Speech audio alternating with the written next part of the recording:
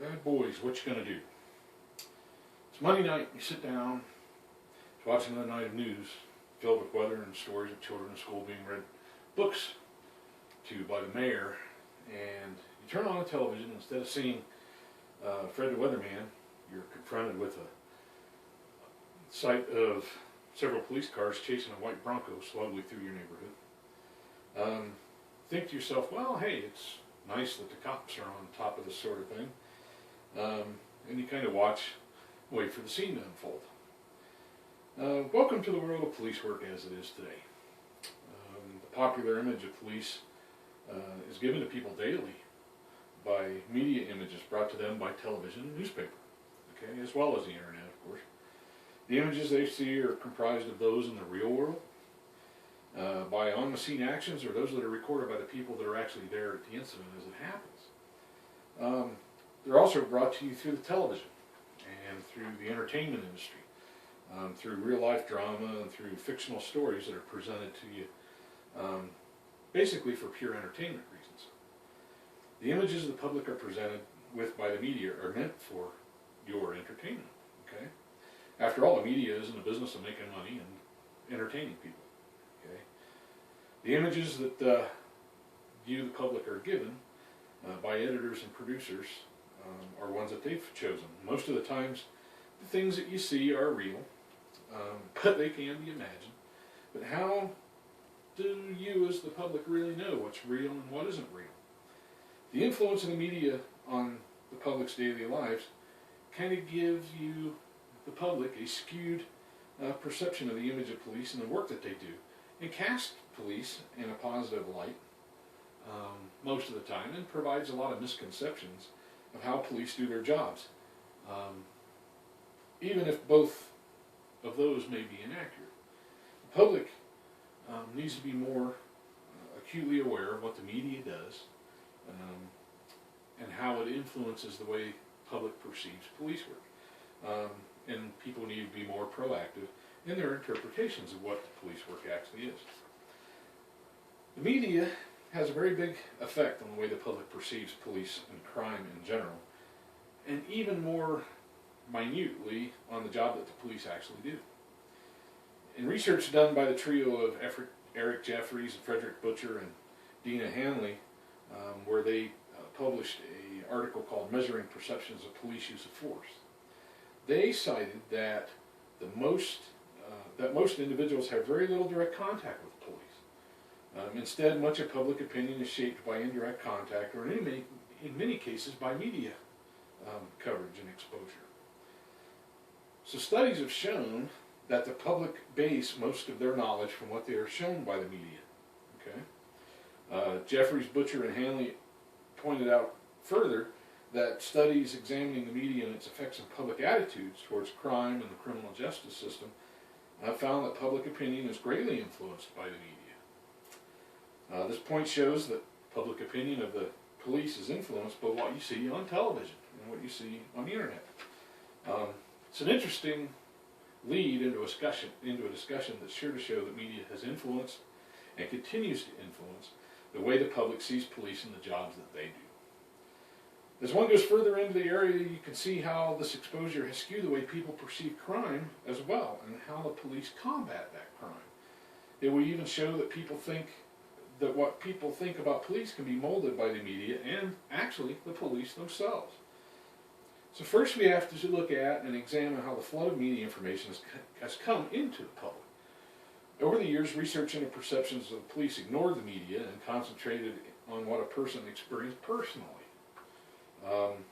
In the article Media and Public Perceptions of the Police, Valerie Callahan and Jared Rosenberger brought that concept to the forefront. And they said that no matter which perspective is employed, studies have tended to focus on individuals' experiences with the police and have largely overlooked the importance of the media in shaping attitudes toward law enforcement. Now, like I said earlier, the public tends to have limited contact with police personally, and rely on what they see and hear in the media to form their opinions of police.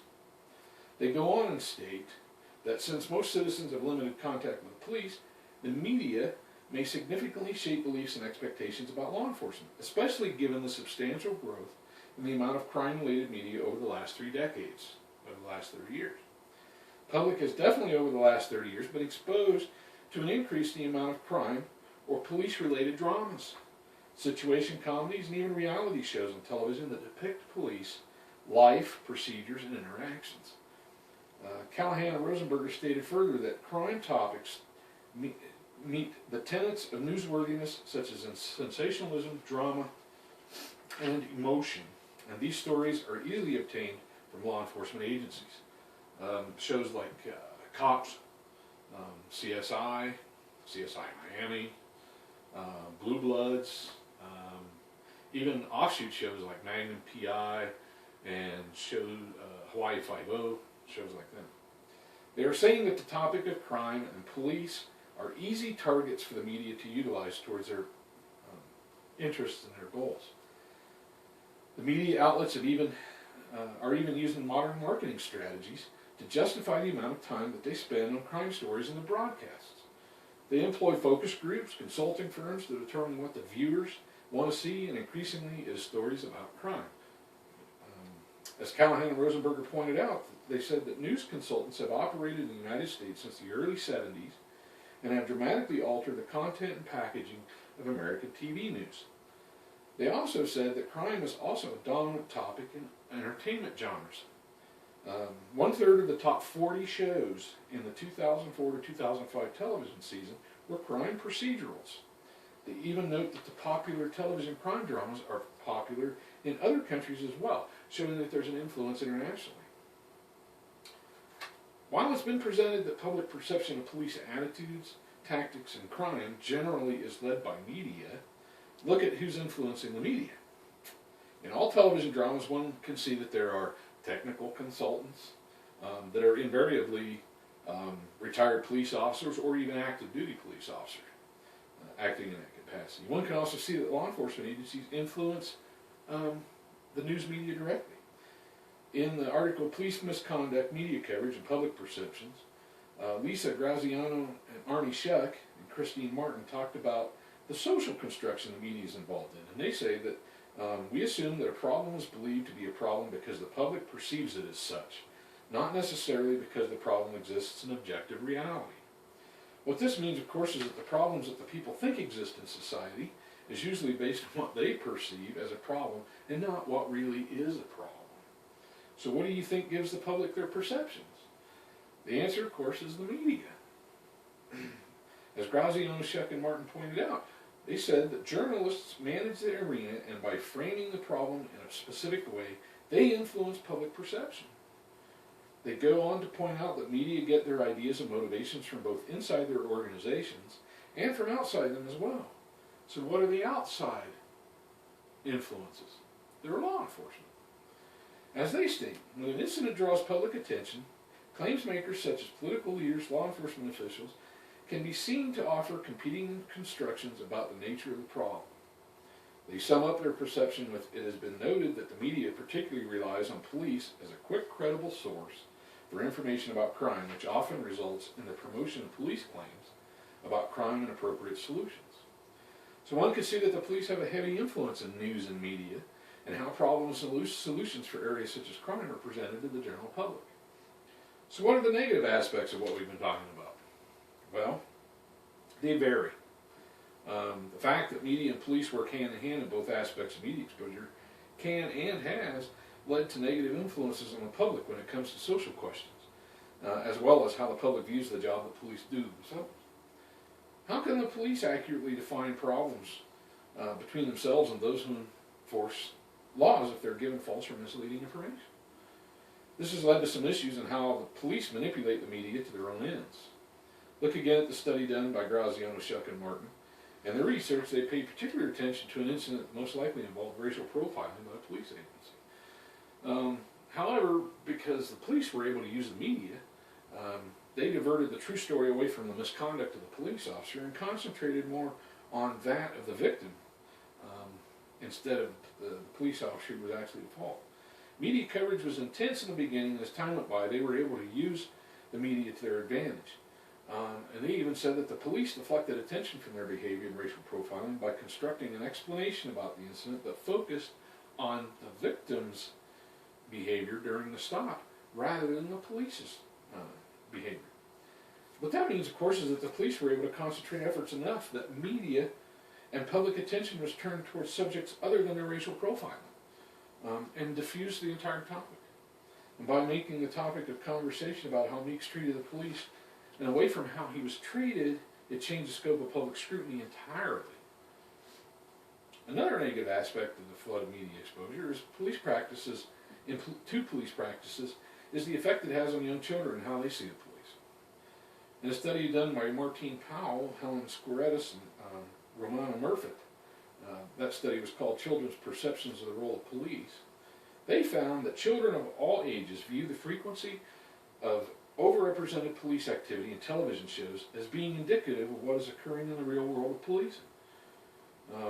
Whereas police activities are underrepresented on television and are perceived as occurring infrequently in real life. So what is that basically saying? That's saying is that due to the amount of media that young children are being exposed to when it comes to police activity, they view the activities such as murders and shootings as being more accurate representation of what the police do every single day, as opposed to what reality is, which is much different, which is not a whole lot going on. Police work's oftentimes boring and tedious, but those activities aren't represented on television or in movies and stuff like that, because, of course, if they were, it would be boring and people wouldn't watch it. That study mentions that only about 1/3 of children has had a personal interaction with the police on a one-to-one level, and get most of their perceptions from television. So that can definitely skew the way children see police work. Very few of the children in that sample reported direct personal interaction with police officers. Only 33% of the younger children and 29% of older children noted that they had ever spoken to a police officer. As a result of the study, it was found children have come to form an opinion of police as being punitive in nature. In other words, being punishers. They see them as giving tickets, arresting people, and at times shooting suspects and killing people. And it's a skewed view of a vastly wider area of expertise when it comes to police work. So you can delve into the effects that mass media flooding about the police has had on older people and everyday average citizens as well. When talking about these effects on citizens, you have to realize that in turn it affects the criminal justice system itself. What's that mean? That means it has tainted jury pools and things like that.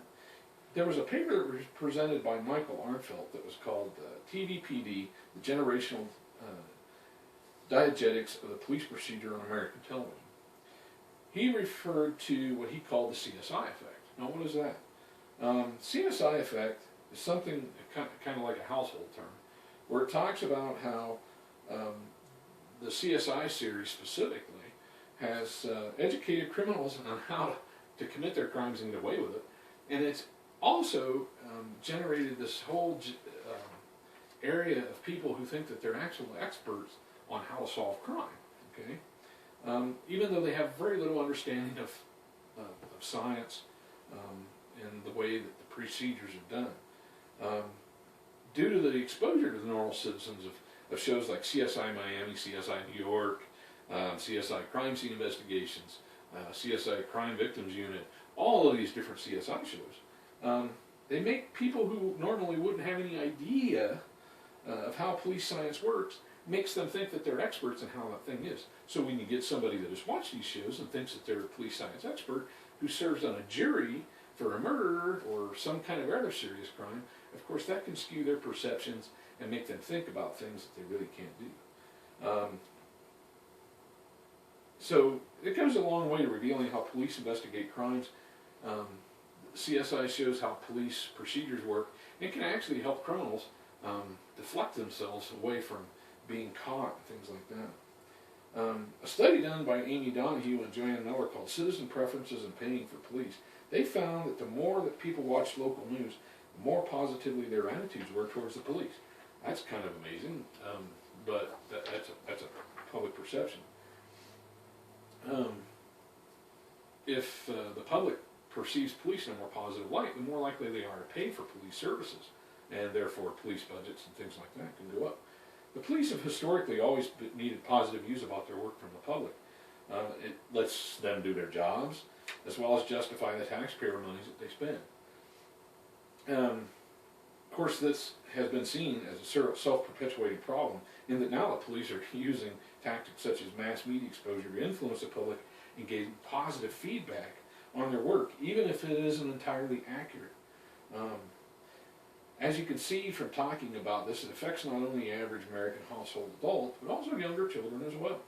So as a result of the public's infatuation with mass media such as TV shows, movies, and the crime dramas, they've become not only skewed in how they see crime in the police, but they have become insensitized to violence in general. As I pointed out before, shows about crime scene investigation have educated the public to a level that they really don't need to be. And it's given the public unrealistic expectations of how crimes can be solved, thinking that you can solve a crime in an hour, when in actuality it can take months, sometimes years to solve crimes. So the evidence is pretty clear that the public as a people are being given what the police want them to see, and as a result are having their opinions of the police dictated to by the media, who's being dictated to by the police. If this is good or bad, we may never know. However, it's evident that our perceptions are not our own. And people need to be aware of how influential the media is on your views and opinions when it comes to crime and the police. Thank you.